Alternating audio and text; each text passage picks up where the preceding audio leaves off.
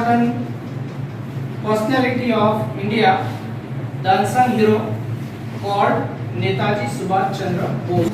Unsung hero, आज तक हम देखते हैं सिलेबस में हिस्ट्री पढ़ते हैं तो इंडिया की अगर फ्रीडम फाइटर का स्ट्रगल की अगर हम पढ़ने का प्रयास करते हैं तो बहुत ज्यादा लोगों का नाम आता है। कौन से? गांधी जी है, पंडित नेहरू जी है और बाकी ऐसे हैं। बट कुछ लोग ऐसे हैं कि जिनका योगदान देश को आजाद करने के लिए बहुत ज्यादा है, बट फिर भी उनका नाम क्या है, उनके बारे में क्या है, रेफरेंस कितना मिलता है, बहुत छोटा सा। ऐसे जो हीरो है, ऐसे जो फ्रीडम फाइटर है, उन लोगों के बारे में हम लोगों को पता होना चाहिए। इसलिए गवर्नमेंट का एक उद्देश्य है ऐसे जो अनसंग वॉरियर है, ऐसे जो अनसंग हीरो है, उन लोगों के बारे में जो आने वाली जनरेशन है, जो पीढ़ियां है, उसको अवगत करना जरूरी है। उसी बात को ध्यान में रखते हुए हमारी जो इंडियन गवर्नमेंट है उनके द्वारा सुभाष चंद्र बोस की 125वीं जो बर्थ एनिवर्सरी है, okay, 125th birth anniversary of Netaji Subhash Chandra Bose, क्योंकि ऐसे अनसंग हीरो में किसको कंसीडर किया जाता है, सुभाष चंद्र बोस को। इस प्रकार से गवर्नमेंट के द्वारा एक महत्वपूर्ण एक उद्देश्य, एक कार्यक्रम, एक प्रोजेक्ट लॉन्च किया गया है, आजादी का अमृत महोत्सव। इस प्रोग्राम के अंतर्गत ऐसे जो अनसंग हीरो है ऑफ इंडिया के, मतलब भारत के, तो ऐसे लोगों के जीवन पर कुछ महत्वपूर्ण, उनकी जब बर्थ एनिवर्सरी होती है या उनकी पुण्यतिथि होती है, तो ऐसे अवसर पर उन लोगों के बारे में विद्यार्थियों में मतलब क्या है, प्रचार प्रसार करना ये गवर्नमेंट का उद्देश्य है। न्यू एजुकेशन पॉलिसी के अकॉर्डिंग जो सिलेबस में से अनसंग वॉरियर है, उसी बात को ध्यान में रखते हुए एक सर्कुलर जो है आजादी का अमृत महोत्सव, उस सर्कुलर के अंतर्गत जो Indian National Army and 125th birth anniversary of Netaji Subhash Chandra Bose, उस सर्कुलर के अनुसार बहुत सारे एक्टिविटी स्कूल में नहीं, पूरे ऑल ओवर इंडिया में जितने सीबीएसई स्कूल है और बाकी सभी स्कूल है, उस स्कूलों में आयोजन किया जिसका, जैसे कि क्या है, आज यहाँ पर कुछ स्टूडेंट्स के नाम है मेरे सामने, ये क्या है, स्पीच कंपटीशन, ओके, मतलब क्या है, भाषण स्पर्धा। तो सबसे पहले यहाँ पर स्पीच के लिए मैं इनवाइट करना चाहता हूँ Tanvi Pawar. So I request Tanvi, please come here and share our valuable thought. सम्मानीय मंचाधीश, मंच पर उपस्थित माननीय डोंगरे सर और कक्षा में उपस्थित छात्र और छात्राओं, मैं तन्वी पवार एक महान स्वतंत्र सेनानी सुभाष चंद्र बोस के बारे में 2 शब्द कहना चाहती हूँ। वह आप ध्यानपूर्वक सुनिए। सुभाष चंद्र बोस का जन्म सन 1897 में 23 जनवरी को उड़ीसा के कटक शहर में हुआ था। वह एक बंगाली हिंदू परिवार से थे। उनके पिता का नाम जानकीनाथ बोस था। वह कटक शहर में वकालत करते थे। मां प्रभावती घर संभालती थी। प्रभावती और जानकीनाथ बोस को 14 बच्चे थे। उनमें 6 लड़कियां और 8 लड़के थे। सुभाष चंद्र बोस उन्हीं के 9वें लड़के थे। नेताजी के द्वारा दिया गया जय हिंद का नारा भारत का राष्ट्रीय नारा बन गया है। तुम मुझे खून दो, मैं तुम्हें आजादी दूंगा का नारा भी उनका था, जो उस समय अत्यधिक प्रचलित में आया। भारतवासी उन्हें नेताजी के नाम से संबोधित करते हैं। कुछ इतिहासकारों का मानना है कि जब नेताजी ने जापान और जर्मनी से सहायता लेने का प्रयास किया था, तो ब्रिटिश सरकार ने अपने गुप्तचरों को 1941 में उन्हें खत्म करने का आदेश दिया था। नेताजी ने 5 जुलाई 1943 को सिंगापुर के टाउन हॉल के सामने सुप्रीम कमांडर के रूप में सेना को संबोधित करते हुए दिल्ली चलो का नारा दिया और जापानी सेना के साथ मिलकर ब्रिटिश व कॉमनवेल्थ सेना के बर्मा सहित इम्फाल और कोहिमा में एक साथ जमकर मोर्चा लिया। 21 सितंबर 1943 को सुभाष चंद्र बोस ने सरकार बनाई, जिसे जर्मनी, जापान, फिलीपींस, कोरिया, चीन, इटली, मांचुको और आयरलैंड सहित 11 देशों की सरकारों ने मान्यता दी थी। जापान ने अंडमान व निकोबार द्वीप इस अस्थायी सरकार को दे दिए। सुभाष चंद्र बोस उन द्वीपों में गए और उनका नया नामकरण किया।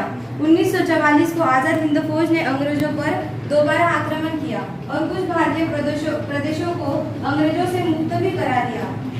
कोहिमा का युद्ध 4 अप्रैल 1944 से 22 जून 1944 तक लड़ा गया। एक भयंकर युद्ध था। इस युद्ध में जापानी सेना को पीछे हटाना पड़ा था और यही एक महत्वपूर्ण मोड़ सिद्ध हुआ। 6 जुलाई 1944 को उन्होंने रंगून रेडियो स्टेशन चैनल को सब्सक्राइब करके बेल आइकन पर क्लिक करना। उन्होंने इस निर्णायक युद्ध में विजय के लिए उनका आशीर्वाद और शुभकामनाएं मांगी। नेताजी की मृत्यु को लेकर आज भी विवाद है।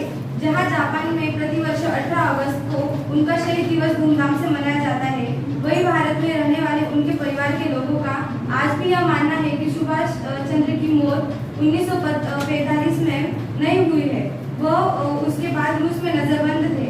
16 जनवरी 1914 गुरुवार को कलकत्ता उच्च न्यायालय के नेताजी के लापता होने के रहस्य से जुड़ी खुफिया दस्तावेजों को सार्वजनिक करने की मांग वाली जनहित याचिका पर सुनवाई के लिए विशेष पीठ के गठन का आदेश दिया। आजाद हिंद सरकार ने 75 वर्ष पूर्ण होने पर इतिहास में पहली बार 2018 में भारत के प्रधानमंत्री नरेंद्र मोदी ने लाल किले पर तिरंगा फहराया। 23 जनवरी 2021 को नेताजी की 125वीं जयंती थी, जिसे भारत सरकार ने पराक्रम दिवस के रूप में मनाने का निर्णय लिया था। धन्यवाद। उन्होंने उनके जीवन के बारे में जो पराक्रम की जो गाथा है कुछ ही चंद शब्दों में प्रस्तुत की, बहुत ही शानदार है। I would like to invite here Lokesh Shinde. So please come here, Lokesh. का नाम भारतीय भूमि पर श्रद्धा तथा आदर से लिया जाता है। उनकी तेजस्विता, प्रखरता, देशभक्ति तथा प्रतिभा पर पूरा देश गर्व करता है। उन्होंने अपने चैनल को सब्सक्राइब करके बेल आइकन पर क्लिक करना। सुभाष चंद्र बोस के पिता का नाम जानकीदास तथा माता का नाम प्रभावती था। मैं आपको सुभाष चंद्र जी के जीवन का एक प्रसंग बताना चाहता हूँ। बच्चे की जन्म कुंडली बनाने के लिए बच्चे के माता पिता ने अपने कुल पुरोहित को बुलाया।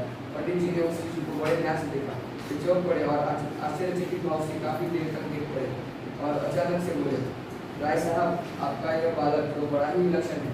जन्मांक के आधार पर यह बालक भविष्य में अत्यंत प्रभावशाली व्यक्तित्व का धनी, विद्या में पारंगत, अपने पराक्रम से यह देश की महान सेवा करेगा।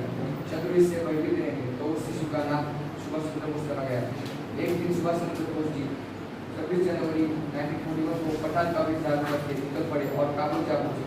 इस समय उन्होंने अपना नाम प्रोफेसर जियाउद्दीन रख लिया।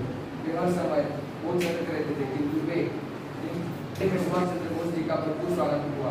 जर्मनी के फ्यूहर हिटलर ने भी इस स्वागत में भाग लिया और सरकार के परराष्ट्र विभाग ने आपको फ्यूहर ऑफ इंडिया अर्थात भारतीय सेना की पदवी से विभूषित किया। तभी से वे नेताजी कहलाने लगे। तत्पश्चात उन्होंने वहाँ भारतीयों को संगठित करके आजाद हिंद सेना फौज बनाई। उस समय फौज की संख्या 22,000 थी, जिसकी 8 बटालियन थी। स्वयं हिटलर ने इस सेना का निरीक्षण किया था। इस बीच 7 दिसंबर 1941 को जापान से पर्ल हार्बर, मलाया और ईस्ट इंडीज पर हमला करके अमेरिका और ब्रिटेन को पहले शिकस्त दी और 15 फरवरी 1942 को अंग्रेजों का अजय दुर्ग सिंगापुर पर कब्जा कर लिया। ऐसे करते करते उन्होंने बहुत युद्ध जीते। फिर एक दिन नेताजी ताइवान मंसूरिया होकर टोक्यो को पहुंचना चाहते थे। ऐसा कहा जाता है कि तभी 18 अगस्त 1945 को उनका विमान दुर्घटनाग्रस्त हो गया और ताइवान के अस्पताल में भारत के सबूत ने प्राण त्याग दिए। लेकिन विमान दुर्घटना में उनकी मृत्यु एक रहस्य से ही बनी रही। उनके महान कार्य और महान विचार आज भी जिंदा है। उनका कथन था, इस संसार में कोई भी विचार बिना त्याग और बलिदान के अग्नि तपे हुए नहीं बन पाए। और नेताजी सुभाष चंद्र जी ने जीवन पर अपने ही इन विचारों को निभाया और देश के इतिहास में बन गया। धन्यवाद। So I request Ashwini to come here. Subhash Chandra Bose यांचा जन्म 23 जानेवारी 1897 रोजी कटक या ठिकाणी झाला. त्यांच्या वडिलांचे नाव जानकीदास व त्यांच्या आईचे नाव प्रभावती हे होते. सुभाषबाबूंचा शालेय जीवनापासून देशभक्तीकडे ओढा होता. महाविद्यालयात शिक्षण घेत असताना इंग्रजी सक्तीच्या विरोधात लढा देण्याची स्वप्ने ते पाहू लागले होते. कलकत्ता विद्यापीठातून पदवी संपादन केल्यानंतर सुभाषबाबू वडिलांच्या इच्छेनुसार ICS होण्यासाठी इंग्लंडला रवाना झाले. त्या ठिकाणी त्यांनी ICS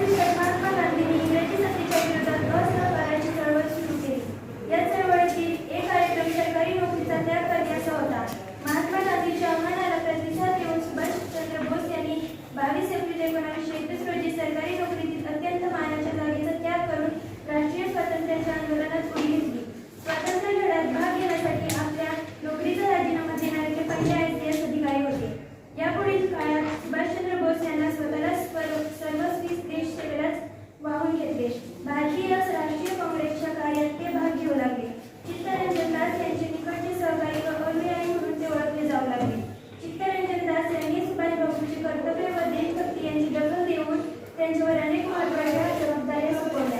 कलकत्ता महानगरपालिकेचे मुख्य कार्यकारी अधिकारी म्हणून त्यांची नियुक्ती करण्यात आली. सुभाषबाबू या पदावर असतानाच इंग्रजी सरकारने क्रांतिकारकांशी संबंध ठेवल्याच्या आरोपावरून त्यांना अटक केली आणि मंडालेच्या तुरुंगात त्यांची रवानगी केली. कलकत्ता महानगरपालिकेचे महापौर म्हणून त्यांची निवड झाली होती. सन 1938 मध्ये हरिपुरा काँग्रेसचे अध्यक्ष म्हणून सुभाषचंद्र बोस यांची निवड झाली. त्यावेळेपासून त्यांच्यातील व इतर नेत्यांतील मतभेद अधिकच वाढत गेले. 1939 च्या त्रिपुरी काँग्रेसच्या अध्यक्षपदाची निवडणूक लढविण्याचा त्यांनी निर्णय घेतला. या निवडणुकीत त्यांच्या विरुद्ध महात्मा गांधी व काँग्रेसचे इतर प्रमुख नेते यांच्या पाठिंब्यावर फडणवीस सीतारामय्या हे उभे राहिले. परंतु गांधीजी व इतर नेते यांचा विरोध असताना देखील सुभाषचंद्र बोस हे सीतारामय्यांचा पराभव करून काँग्रेसच्या अध्यक्षपदी निवडून आले. यावेळी दुर्दैवाने काँग्रेसच्या कार्यकारिणीला सुभाषबाबूंशी असहकार ठरला. त्यामुळे त्यांना आपल्या अध्यक्षपदाचा राजीनामा द्यावा लागला. त्यानंतर त्यांनी 1939 रोजी फॉरवर्ड ब्लॉक हा स्वतःचा वेगळा पक्ष स्थापन केला. फॉरवर्ड ब्लॉकचे पहिले अधिवेशन मुंबईत 22 जून 1939 रोजी भरले. नेताजी सुभाषचंद्र बोस यांच्या नेतृत्वामुळे आझाद हिंद सेनेच्या जवानांमध्ये नवचैतन्य संचारले. सुभाषचंद्र बोस यांनी 21 ऑक्टोबर 1963 रोजी सिंगापूर येथे हिंदुस्थानचे हंगामी सरकार स्थापन केले. या सरकारला जर्मनी, जपान, इटली इत्यादी राष्ट्रांनी मान्यता दिली. नेताजींनी आझाद हिंद सेनेला शस्त्रसज्ज बनवले. सर्वात महत्त्वाची गोष्ट म्हणजे त्यांनी आपल्या सैनिकांच्या मनात राष्ट्र प्रेमाची ज्योत चेतवली व त्यांना आपल्या मातृभूमीची परदास्याची मुक्तता करण्यासाठी असीम त्याग करण्याची प्रेरणा दिली. त्यानंतर नेताजींनी आझाद हिंद सेनेला चलो दिल्ली असा आदेश दिला. सन 1857च्या उठावानंतर यावेळी प्रथम चलो दिल्लीचा नारा असा म्हणतात दुमदुमला. तो मुझे खून दोगे तुम्हें आझादी दूंगा अशी हाक त्यांनी आपल्या सैनिकांना दिली. या सुमारास महायुद्धाचे पारडे फिरण्यास सुरुवात झाली. जर्मनी, जपान यांची निरनिराळ्या आघाड्यांवर पिछेहाट होऊ लागली. त्याचबरोबर आझाद हिंद सेनेलाही माघार घेणे भाग पडले. जपान सरकारच्या निवेदनानुसार सुभाषचंद्र बोस एका विमानाने टोकियोला जाण्यास निघाले असताना त्या विमानाला फॉर्मोसाचा म्हणजे स्थायी हुकूम बेटावरील विमानतळावर अपघात झाला. या अपघातात 18 ऑगस्ट 1945 रोजी नेताजींचा दुर्दैवी अंत झाला.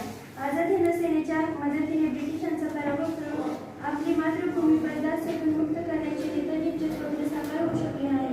परंतु त्यांचे कार्य देश प्रेम, त्याग आणि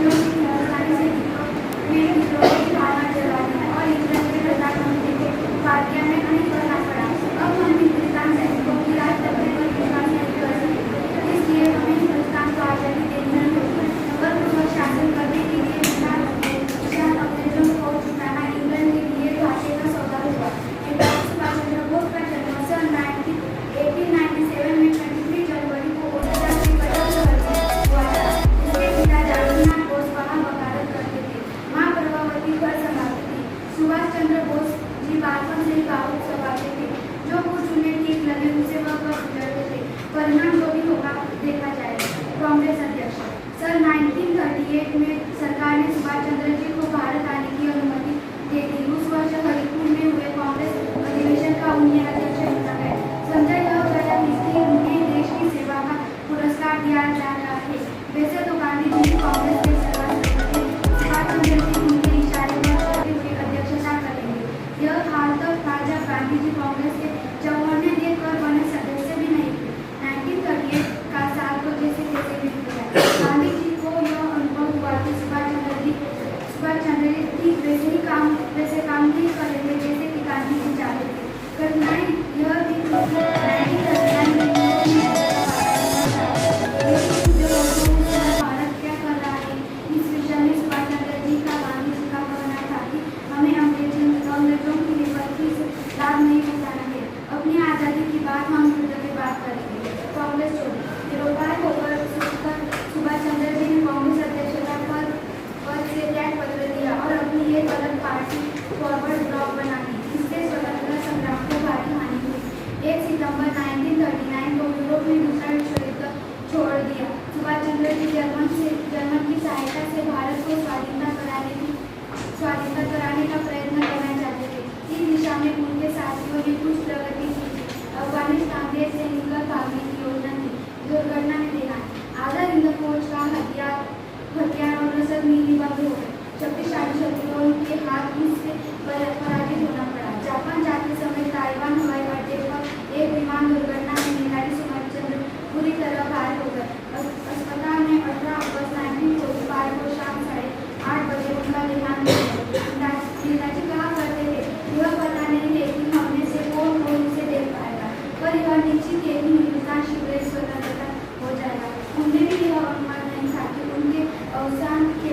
2 साल से पहली वर्ष उम्र कराया जाएगा। धन्यवाद।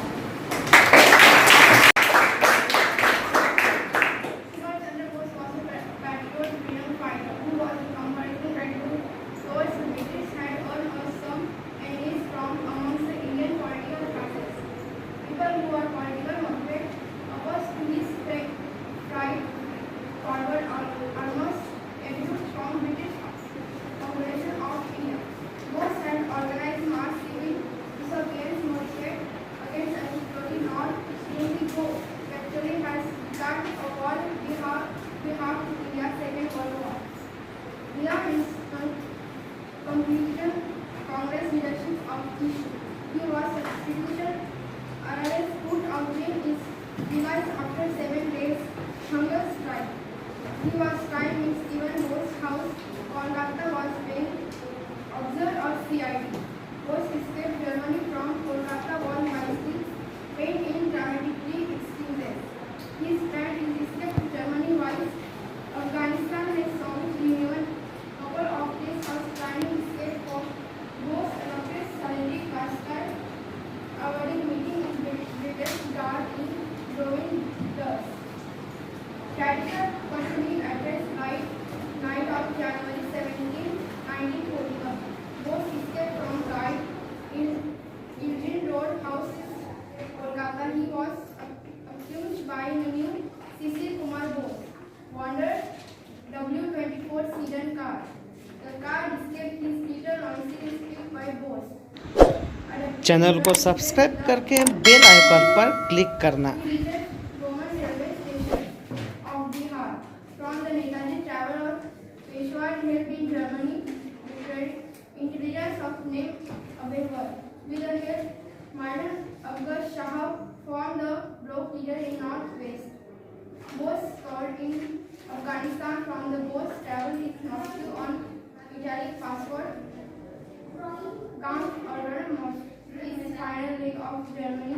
Bose returned on the journey.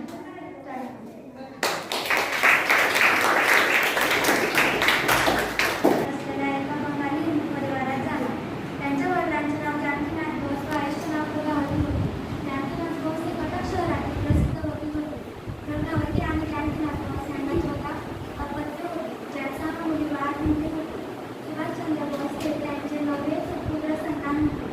नेताजींनी आपले प्राथमिक शिक्षण कटकमधील रेव्हेन्शा कॉलेज स्कूलमधून पूर्ण केले. त्यानंतरचे त्यांचे शिक्षण कलकत्त्यातील प्रेसिडेंसी कॉलेज आणि चर्च कॉलेजमध्ये झाले. त्यांनी 15 वर्षाच्या लहान वयातच स्वामी विवेकानंदांचे सर्व साहित्य वाचन केले. कॉलेजमधील शिक्षण पूर्ण केल्यावर त्यांच्या आई-वडिलांनी इंडियन सिव्हिल सर्व्हिसच्या तयारीसाठी त्यांना इंग्लंडमधील केम्ब्रिज विश्वविद्यालयात पाठवले. इंग्रज शासनाच्या काळात भारतीयांना सिव्हिल सर्व्हिसमध्ये जाणे फार कठीण होते, परंतु तरीही नेताजींनी सिव्हिल सर्व्हिसच्या परीक्षेत क्रमांकाचे स्थान प्राप्त केले.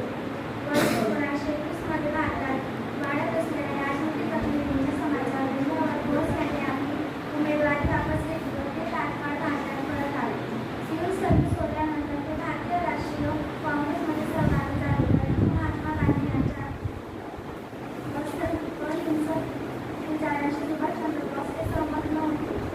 एकीकडे महात्मा गांधी हे उदार दलाचे नेतृत्व करत होते, तर दुसरीकडे सुभाषचंद्र बोस हे जहाल दलाचे नेते होते. जरी महात्मा गांधी आणि नेताजींचे विचार भिन्न होते, तरी ते दोघेही त्यांचे लक्ष एकच आहे आणि ते लक्ष होते भारताला स्वतंत्र करणे. म्हणूनच सर्वात आधी गांधीजींना राष्ट्रपती म्हणून नेताजींनी संबोधित केले. 1938 मध्ये भारतीय राष्ट्रीय काँग्रेसचे अध्यक्ष म्हणून दिवस झाल्यावर त्यांनी भारतीय योजना आयोगाची सुरुवात केली. पण ही नीती गांधीवादी आर्थिक विचारांचा अनुगम नव्हती. 1939 मध्ये नेताजींनी पुन्हा एकदा गांधीवादी प्रतिबंधीला खरेदून विजय प्राप्त केले.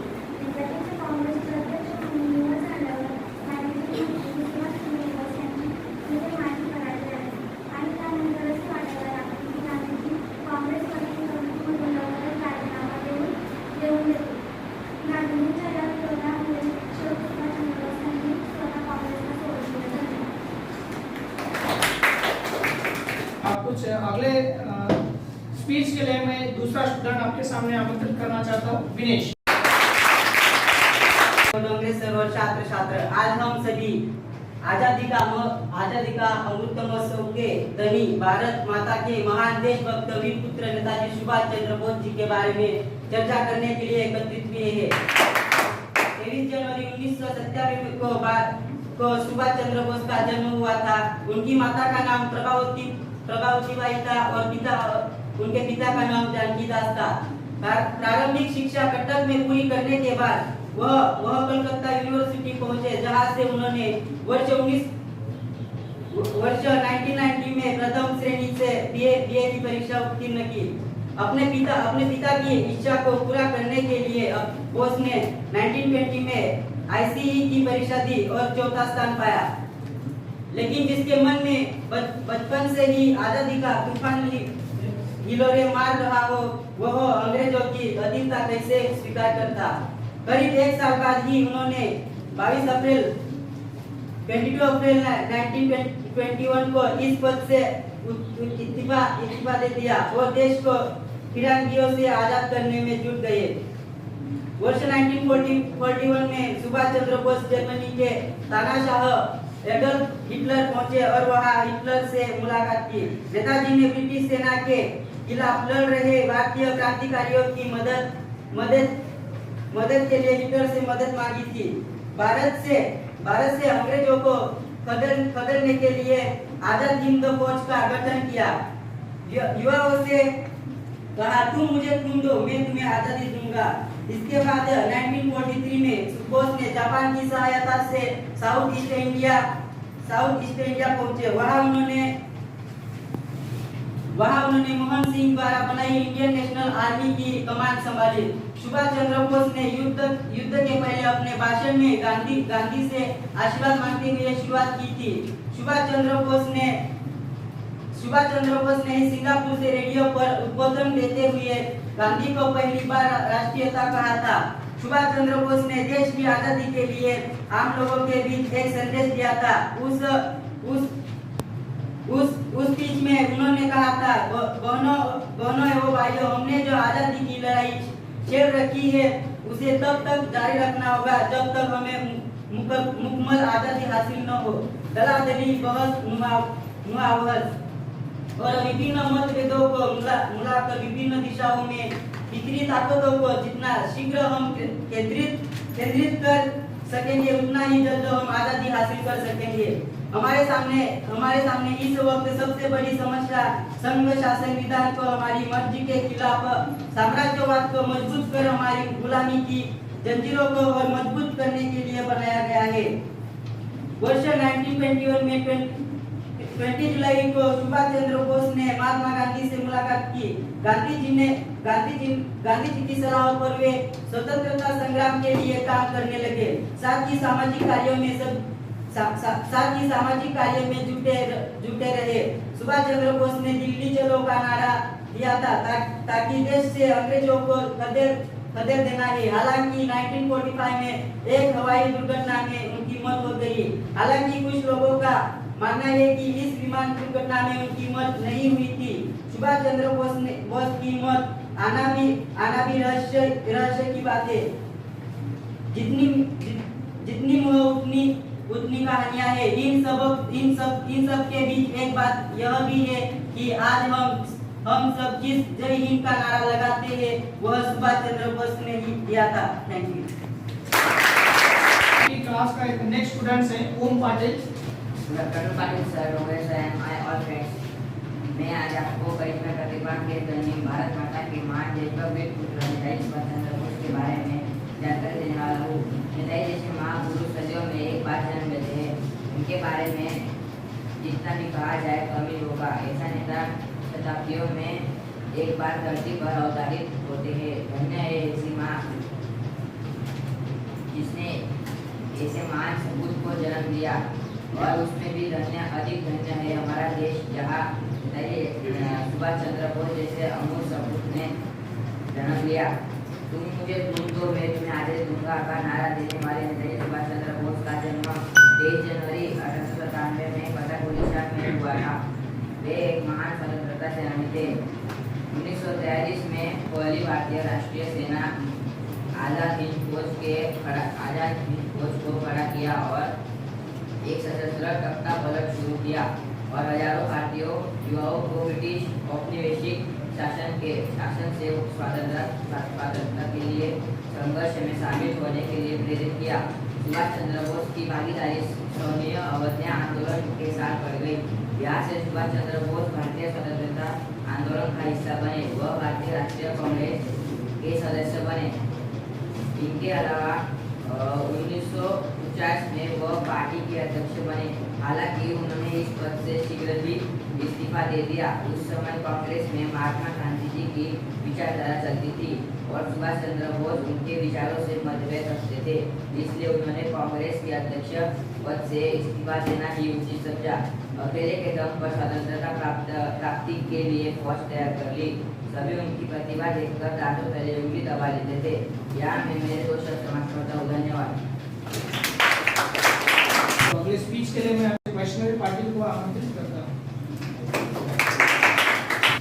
Good afternoon, everybody. As you all know, my name is Vaishnavi Patil, and today I have this golden opportunity to speak on such a worthy person like Netaji. Subhash Chandra Bose, popularly known as Netaji, was a great militant, freedom fighter, and a patriot. You give me blood, and I will give you freedom. These were the words spoken by him. He was born in Kutte, Odisha on 23rd of January 1897 to Jaginath Bose. and- channel को subscribe करके bell icon पर click करना है। His mother Prabhavati Devi was a religious woman who would sit to the temple and would always keep praying for him. Subhash Chandra Bose was a brilliant student who had scored the second position in the matriculation examinations. At an early age, he started reading about Swami Vivekananda and Ramakrishnan, who was influenced by his studies. Bose completed his BA honors in philosophy in 1918 from the University of Calcutta.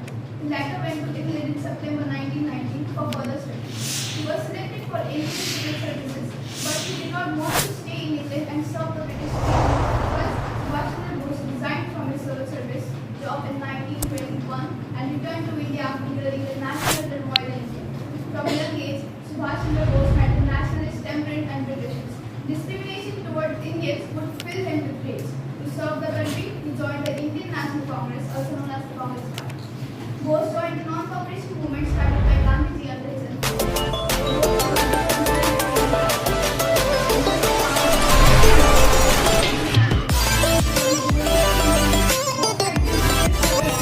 He was suspected for connections with secret revolutionary movements and was sent to Madrid in Burma, now known as Myanmar. When he contacted civil movements, Bose was elected president of the Congress Party and worked along with Jawaharlal Nehru. Both had equal diligence and left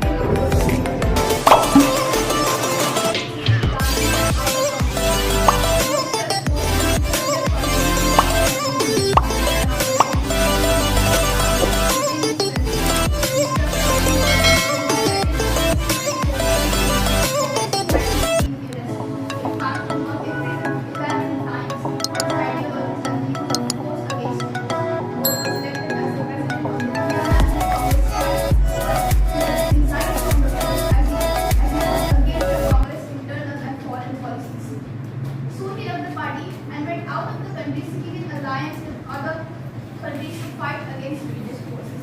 He earned the support of the Japanese and they agreed to help him to form an Indian National Army in Southeast Asia. Later on, he became the commander of IND, the Indian National Army, attacked the northeastern part of India. This attack took place under the leadership of Subhash Chandra Bose and he was even successful in acquiring a few portions of northeastern parts of India. Unfortunately, the surrender of the Japanese forced him to withdraw the call of the war. It is believed that he died in the plane crash of 18 August 1945 and this was planned as well. Subhash Chandra Bose was an unforgettable national hero who fought for the country's freedom struggle against British till his last breath. He is known to be one of the greatest heroes of the country India has ever seen. At last, I would just say India salutes people like this. Thank you. यहाँ उपस्थित मेरे student और सभी छात्रों और छात्राएं, आपको राष्ट्र का संगठन के बारे में कुछ जानकारी देना चाहता हूँ।